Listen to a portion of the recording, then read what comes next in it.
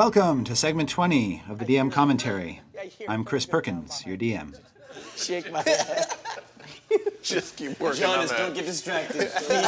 Keep working. Now, at the end, it's now Steel Diamond, the bard, has just gone down with 3 Sturges attached to him. Pass out, I say, I've learned nothing. 5. That's strike 1. Now, while How he do we is... revive him? While he is Oh, in this Steel state, Diamond fails his first death save. Somebody can come up to him. Strike BJ's 1 of use a 3. Heal check. That's one of your skills.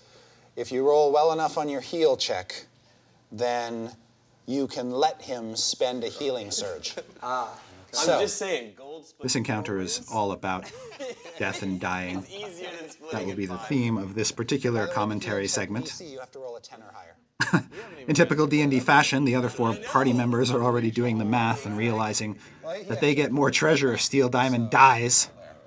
Still there? Yeah, it's still there. But Yeah, all right. Keep it in the back of your heads. Ranrock. Yes. I'm gonna try to take out this little guy. Okay, Come on. 16. that's a hit. Son of a bitch.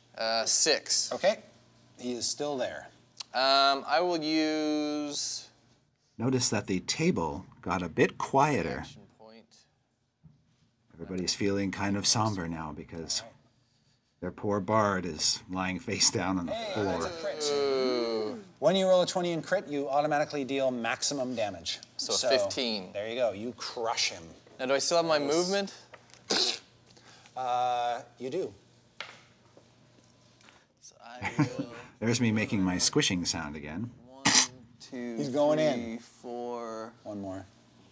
5. To watch. Put you adjacent. He's just wailing on him. Yeah, He's already down, Ranrock. As I go by Bluebell, I'm gonna give him another wink, just to unsettle him.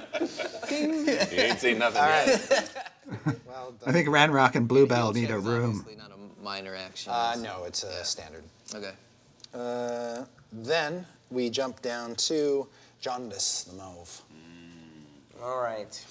You've racked up 3 successes, my friend. Do they have to be sequential, by the way? Gonna go All right, well, his bard friend is lying face down, getting bled to death by Sturges. What does Jaundice decide to do? It could be important. I'm gonna roll a 4th. Come on. Ooh, 12. No, Zeb. He's going to keep working on that skill challenge. Number 1. So that's my first strike. Oh, Jaundice fails his first check as part of the skill challenge to disable the magic circle. I mean, I could move, but I couldn't do Now things are starting to look grim. Stay here. Yep. Meanwhile, Steel Diamond gets no love have to do it. at all. All right. It's me, right? Yeah. Well, I'm just going to take that guy in front of me, but there... Forget I've the seen bard. these things- We need that I shield. forget the- well, Bloodhunt Rage doesn't seem like it's... Well, we only have an hour left. I'm trying to think. And poor Kevin, he's playing the barbarian, which means really his job is to go up and smash shit. Range and do much So he's am I right? figuring out what can he do for the bard, what can he do for the magic circle. Let's see. That's good if you're charging the Howling Right. Strike. All right, so why don't I just take care of the guy in Okay. front of me and see if I can get him with my great Oh, sword. this guy's attached to you, isn't he? Oh, he is, yeah. Yeah, So so stab. you take a He little sucks bite 2 from hit his points breath. out of you. It's too long to stab myself in the face. You totally can do it. Saw at him. But you 2 points. took 2 hit points as he Oh, sucks okay, your blood. gotcha. You saw a little blood go up his little stinger there. One of the things I like about 4th edition, about the way monsters work in encounters, is that they don't just act on their own turns. Many monsters have abilities that let them act on the characters' turns, which goes a long way to making the battles feel a little bit more organic. Oh, That's it. Yeah. I mean, It doesn't just go, player turn, monster turn, player turn, monster You still turn. have a move action if you I want do. What are we all hanging out around steel balls for? Steel, We're gonna steel nuts? Can we help with the runes in any way? Yeah, I was gonna say, I actually go check on that ice, see if it's frozen over. Somebody get those doors out of that ice! I'm gonna go look for that heat lizard guy. Doors are suffocating. There are all kinds of skill checks you could theoretically use on the rune. Whether you're confident enough to do it is up to you. Beg your pardon. Well, let's do a skill check. Let's see. skill checks. You don't have a That's lot cool. of thievery. I don't have You have anything. a really. negative arcana, so I don't recommend that. So maybe I can't do that. Your history is +1. That helps to figure out which ruins are sort of historical ones that dwarves use for these kinds of traps and whatnot. But doesn't seem like a lot of anything. you could try stepping on it. I don't think I'm gonna step on it. Couldn't hurt. Yeah, you could try stepping on it. That would be cool. Do I have to do anything? Doug, putting it. I am at times These are leading our a bastard. here. Is it a waste to let it go? I just don't know what else I could do other than. I'm not above offering suggestions to my players that will get their characters into even more trouble. Could you undo all of Dan's hard work? That's what I'm getting at. Am I going to cause more damage You if could, I do like you could probably undo all of his work by stepping in it. Yeah, I'm not going to step in it. But what about the history one? Is that going to hurt me at all if it goes wrong? If it fails, no, it will not hurt you. Let's do that then. Again, All history will do is if you succeed, it'll give Dan a bit of a bonus on his next check. Here I go.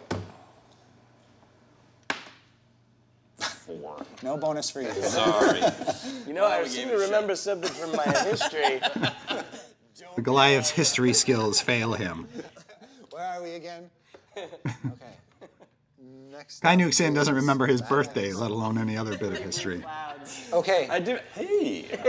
Another little bit of information that will be helpful to you is that if you get to your negative bloodied value, that is, if your bloodied value is half your hit points, if you ever drop to the negative of that, you're also killed outright. Okay. I only say that because they are continuing. The Sturges continue to feast on the unconscious Steel Diamond, which allows me to amp up the tension by explaining what will happen if Steel Diamond's hit points drop to their negative bloodied value. That shouldn't happen again. Take my meaning. This guy is actually going to sashay over hint. to here and wail on the Warforged. Bring it. Because he thinks he's stupid. He's a skeleton. He thinks the bard's already dead. The Warforged, he does 22 versus AC. 20. So you take 4 points of damage. I'm actually not doing As he too good. clatters along. And then we drop to... I think the death and dying system of 4th edition is very elegant and intuitive. Arcana, The Thievery, 3 strikes idea adds a lot of tension to the game, 2 thievery. So I probably won't be not only for the player whose character is down, but for the other players who have, you know, only X number of rounds to jump in and try to save him. All right. villains. I like that the math is fairly easy and straightforward.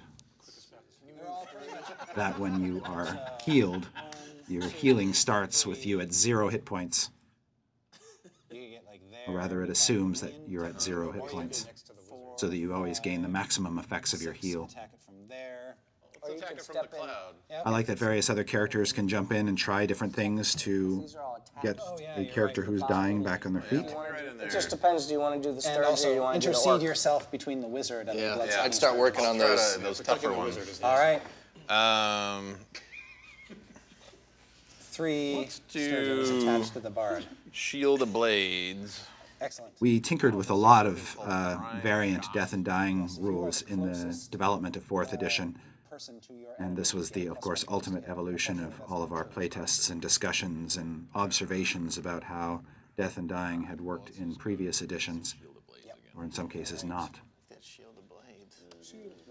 19. And I remember we got some criticism early on in 4th edition that the rules, it was very tough to kill a character using these rules, but I'm here to tell you that is that one's not actually taken some true. damage before. It is now dead. I have killed more than my share of characters who either died of the 3 strikes rule or died because their hit points eventually dropped down to their negative bloodied value. However, next. now it is your turn. And don't they feed me again on my turn? At the start of your turn, they do. Well, this is going to be. There are only 2 left. One less guy on you. You take a total of 3 points of Steel Diamond has been resuscitated, We've done everything. but the Sturges are still attached to him because his friends have not yet removed them. You see that 20? 12. You're stable. Nothing adverse happens. Right. Anybody who wants to, who's adjacent to him, can attempt a heal check to try to revive him. Is that more? Is that? Do you think it's more worth our time to get the things off of him, or to try to revive him? It's touch and go right now. He's still got 2 on him. He'd probably feel better if you tried to heal him, if you have any heal. If I'm revived, do I go back to 0 or 1 hit points or something? What happens when you're revived is that you basically get to spend a healing surge.